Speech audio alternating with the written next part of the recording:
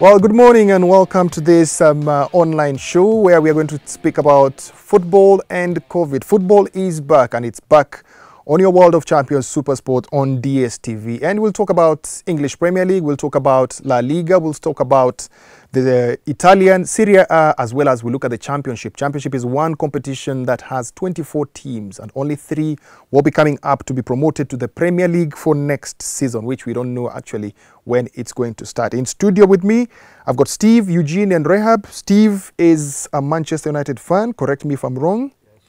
Eugene is supporting that team that nobody wants to talk about. And Rehab, of course, is in our colors of Manchester United. And online, I've got one Eric Omondi. Eriko. Hey. Ukoje lakini? Niko salama ndugu yangu, nashukuru sana. Have you been watching football, and football is back on your World of Champions? What's your opinion?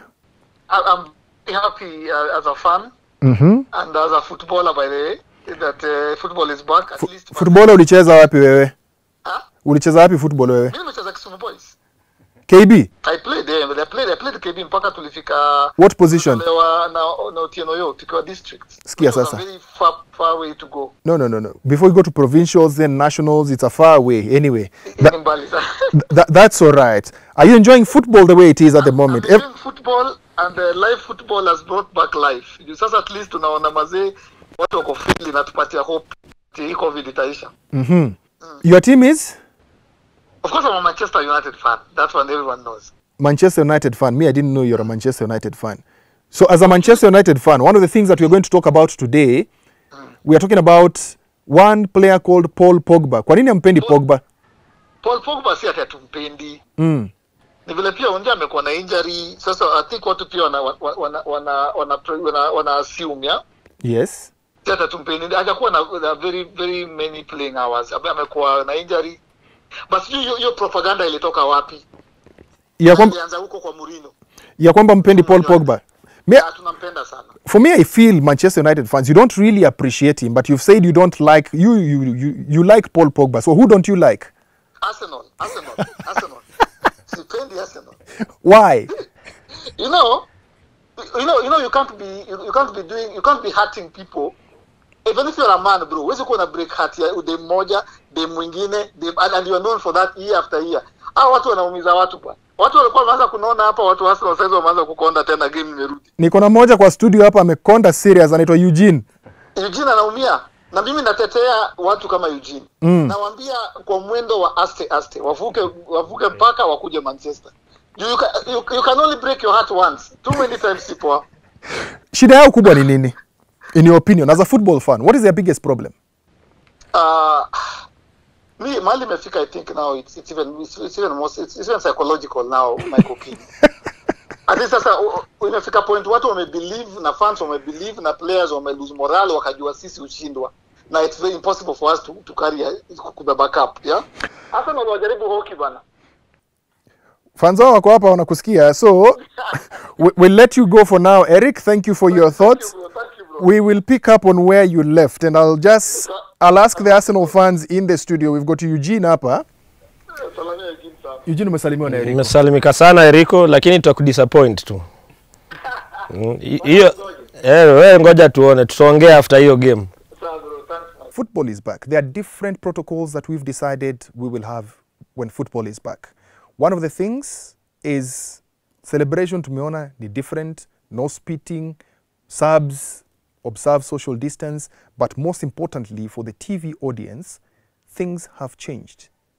What have you noticed? I've noticed the absence of fans on the pitch. I think it is affecting the feelings of the game. So also it affects the psychological approach of the players to the game. Such that now the players are getting into the game much later. After some minutes, that's when the players start getting into the game. Then also there are these breaks, the cooling breaks. The cooling breaks also. Yes. So those cooling breaks also cool down the game.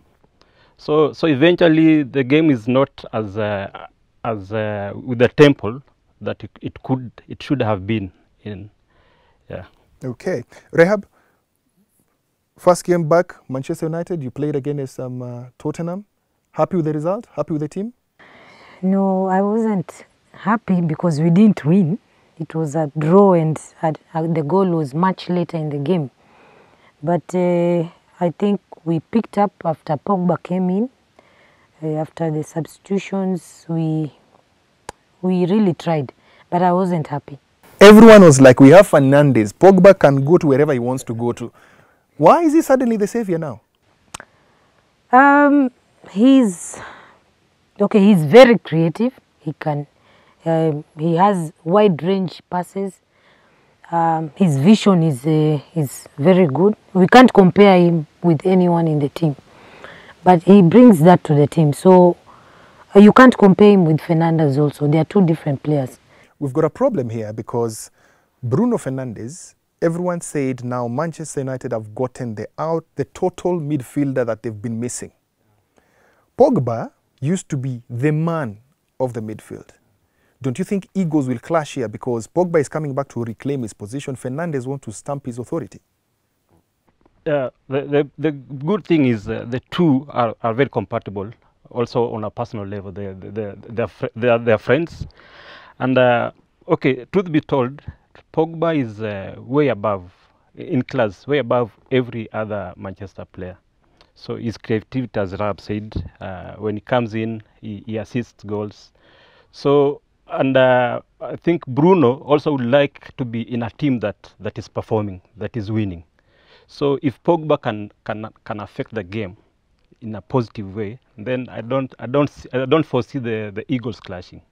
We'll be back here. We'll talk about that in the next show that we'll have, hopefully, and we'll see how they clash in there. For Arsenal, tell me, as an Arsenal fan, what is the biggest problem? Looking at it, that it started with our long-serving coach, I think it's a problem with attitude. There's a way you just see them playing and they don't have the push. They don't have they don't have the ability to strike and have a game that is aggressive. So it's like everyone is playing on their own. There's no team in there. So I think their biggest problem would be the attitude, which is a big deal to deal with. Does that mean that there's no leader on the pitch for Arsenal? Most probably there's no leader, because personally I don't think like for the field play, a captain as a striker is putting double, it's like more pressure on a striker already has pressure to get goals, which are not forthcoming. And then he's also the captain. So but on the same note, you had Van Persie being a captain of Arsenal, and he was the top scorer of the league despite Arsenal finishing 4th. He performed as a captain in that position. But the attitude was good. For the general team, the attitude was perfect. But right now we have an attitude problem, we have a leadership problem, so I think it's too many problems at once. Steve, in your opinion, as an outsider of a team you don't like so much, what is the problem with Arsenal? They had 3 coaches. From Wenger, Unai Emery came in, Unai has gone, they've got Arteta, same problem. Defensively, calamities. Midfield is dead. Drive, not there. What is ailing Arsenal? Yeah, Arsenal, I think there could be some challenges in the changing room. And when Arteta came in, I think initially he had solved the problem. But then now with the break, with the abrupt break of COVID, the problem could be cropping back. Yeah, such that you see, I was wondering why shouldn't somebody, an experienced player, an international player like Ozil and Lacazette, they're not even, like Ozil is not even making the list of 20 subs. Ozil is not even on the list to play Brighton, yeah, and Ozil should be the leader at Arsenal. Spanish La Liga, what has impressed you? Yeah, Spanish La Liga, one, you know, Spain was so hit with the COVID, and it is for them to to bring back football that early, like Eric said, it brings back life. We feel that the humanity will defeat this COVID. Yeah. Then also with the setup, with the stadium setup, the sound effects, and also on the stadium. I don't know what they do around the stadium. You can feel like there are so many fans, yet there's none. What they do in the Spanish La Liga, they ask the fans to bring their photos, portrait size. You bring the photos and or jerseys. So that's what they put on the seats. So if you bring yours, I bring mine, Steve analeta yake, Rehab like that, Eugenia kona yake pia. It looks like there are people in the stadium. So Rehab, being a Manchester United fan, where do you lean towards in La Liga? In La Liga, I support Real. Just Just we like are together. you. So Very I'm good. anti-Barcelona. Anti-Barcelona. Yes. Why is it that anybody who supports Real Madrid is anti-Barcelona and Barcelona supporters are anti-Real Madrid? Most of the players, if you see coming from Manchester, usually go to Real, not the other way around. So apart from the defender Puyol, but the Piqué, but the rest have always gone to, and I'm a Ronaldo supporter, so I lean towards Real Madrid. The main issue of VAR was to assist the referees make the correct decisions. But is VAR taking away the beauty of the game? I know it's an old discussion, but it keeps cropping up every day. We've just seen 2 incidences of Real Madrid in one game. Is this consistency or there's no consistency, Eugene, on VAR? I think with VAR is good for the game. It kills the oomph, yes, but it's fair. The problem now is the consistency of how it's used. Because there are times VR is used and you know, okay, that is correct, that is a good choice. But then sometimes VR is used and you're wondering why. I'm thinking we need to include the normal refer, the conventional refer. We have these other rules, maybe the goal line technology, then VAR. So it doesn't mean VAR is supposed to override all this. We're supposed to use all of them. But you find in some instances, they override. VAR overrides all the other ways of Steve, if you look at the use of VAR, I think in Spain, when you call for the VAR, they check it out. The referees in the VAR room, they check it out. Then, when they feel that you need to make a decision, they call the referee to say, "Hey, you need to take a second look at this and make a decision." They still leave it to the referee to make the decision. But in England, the referee is not called to the VAR to check it out. They make the decision themselves. So which direction should we go? Straight on the pitch, referee to make the final decision, or VAR tell the referee what decision to make? Yeah, I think both have merits and demerits. The rallying call for FIFA and football is fair play. So VAR also brings in the fair play part, because we have to be like certain. Was it really? Was that action real? For England, they're trying to make it like let us play on as fast as possible. But then now in Spain, it is let it be as fair as possible. Absolute decision, however long it takes. Yeah. Okay. So Rehab, without VAR, Real Madrid will be 4 points down now. True or false? True. 2 games in a row saved by the VAR. True, that's true. Yeah, would be 4 points down, but Barcelona also hasn't been playing so well. So, and we've not seen the mistakes on the VAR. VAR has not saved them so much. Eugene, looking at that title race, do we say that Barcelona without Messi is not the same Barcelona? Because Messi has not been at his best ever since they came back. Suarez has not been there, absolutely. So, as a neutral, where do you think either team tips the scale to win the league? I think Barcelona has what it takes to take the league, because it has a strong young bench. It has options as compared to Real Madrid. How many goals has Barcelona scored? Okay, the one before yesterday, they really went flat out. But it's not the same Barcelona. The fluidity is not there. I mean, small mistakes that can punish the team, we can see them, and then over-reliance on Messi. Yeah. So I think to answer your question, it's a different team without Messi. It's a weaker team without Messi. But if they realize that early enough, they're able to do something about it. Steve, which team do you support in the Spanish La Liga? The Spanish. To be honest, I'm torn between the two. Then you're not a football fan. No, I'm torn between the two because I love the way Barcelona plays when they're in peak, especially when Iniesta was in, and when they had that midfield of the trio midfield of Iniesta, Xavi, yeah. But then also I think every Manchester United fan leans towards Real Madrid. I don't know because of Cristiano or what. And the two, they play, the type of play is different. You see, Real Madrid now is a team, unlike Barcelona, where now they're depending on individuals.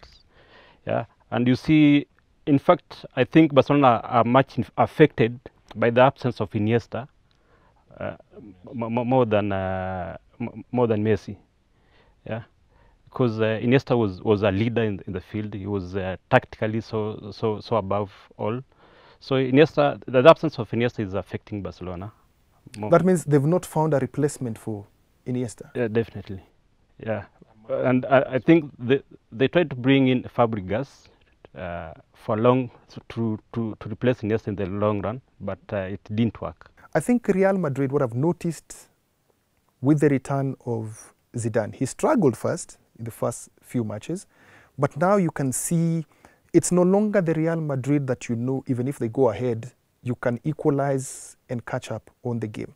They've got a mentality of locking out the game. Once they go ahead, they will lock the game and hit you on the counter. Look at what they did to Barcelona when they played at in Madrid. I mean, they have this feeling of, we can actually get this game. Once we go ahead, then let's just play our game, cool down the tempo, knock the ball around, move forward. Stealing what Barcelona does. Yeah. So for me, that's what I would see. I want to switch to Italian La Liga, Italian Serie A, sorry. And is it a walk in the park for Juventus? If you check on the table, it's not going to be a walk in the park for the few games that are left, because there are, I think, 2 or 3 points before Inter. 2 points ahead of Lazio. 2 points ahead of Lazio. Then there's Inter. Mm-hmm. So it's not going to be a walk in the park. Inter is playing well. Lazio is playing today. Yes. So, and if you see Juventus in the past few matches, they've not been clinical, 100%. You can't say that this is the Juventus, they'll win the league. So it's not going to be easy. There's another problem that crops up with Juve, and this is, with every team there's a superstar. We know that. There are teams that have a player that is more powerful than almost the coach. In comes Cristiano Ronaldo. He's been playing well, banging in the goals. They are happy with him. But after the last game they played over the weekend, reports came in that Cristiano Ronaldo is not happy with Maurizio Sarri because of tactics. The way the team is playing, Ronaldo feels he's not being used to the optimum. He's not getting the best out of him. So, is this dangerous for Maurizio Sarri, Steve? Well, the challenge there is the clash of egos. Sarri is a big personality in Italy. He's a national figure in Italy. Yeah. Ronaldo is an international figure. He's the best player alongside Messi. So a team in Italy would love to have either of the two or both. So Juventus is lucky to have both. But then now, I think Sarri, as a coach, he tries to bring the team. He tries to bring the playing unit together.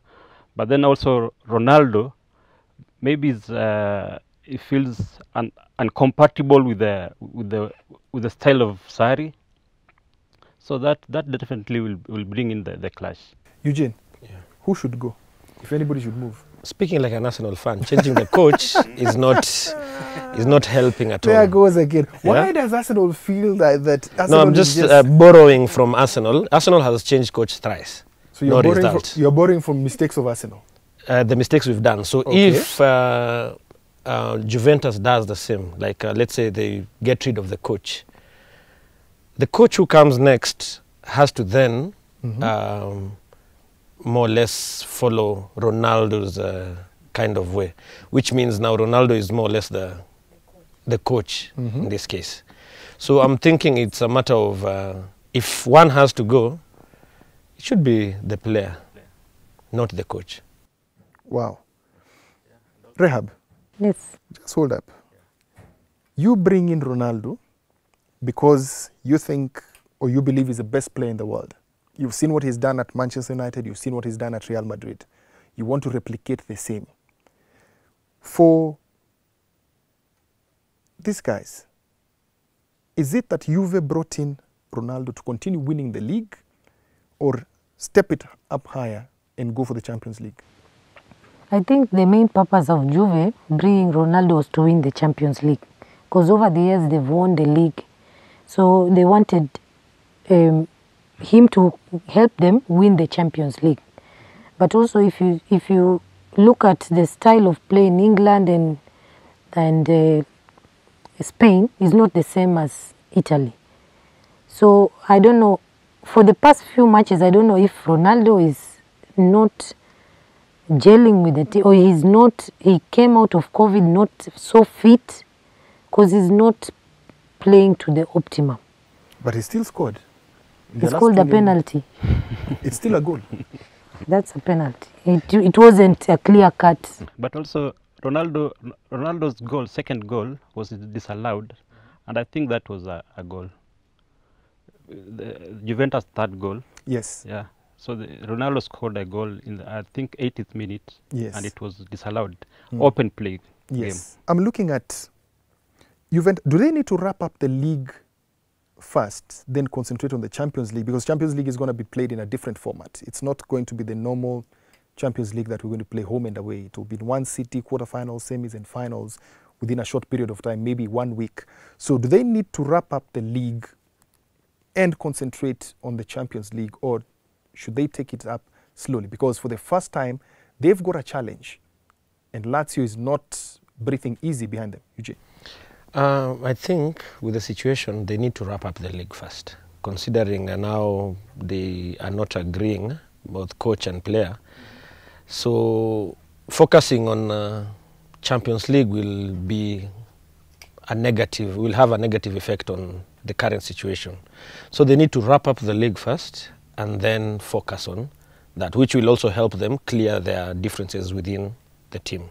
So when they go to Champions League, they go with an open mind, a clear conscience that they are now focusing on this so they can win it. But if they try and focus on all of them, it will be a bit tricky for them. Rehab, is Italy the place where Ronaldo has found the toughest challenge in terms of defenders? Because they say defense in Italy... Defense in Italy is not like Spain and England. So I think that's his biggest, that is where he found, I think he's not, the defenders are not giving him space. So it's not like in England where he used to score regularly 3, 4 goals, in Spain. But in Italy, that's where the league, we have the best defenders, and the defense, I think in Italy league is different, is higher than the other two leagues. So it's pretty difficult for him. In the Italian Serie A, I think Ronaldo will carry Juve into winning that league. That's all we had for you today. Let's hope that next week we talk more football. Football is back on your World of Champions, and we'll be speaking much more of the Italian League, Spanish La Liga, as well as the English Premier League. I've been your host, Mike Okinyi. We'll see you again next time.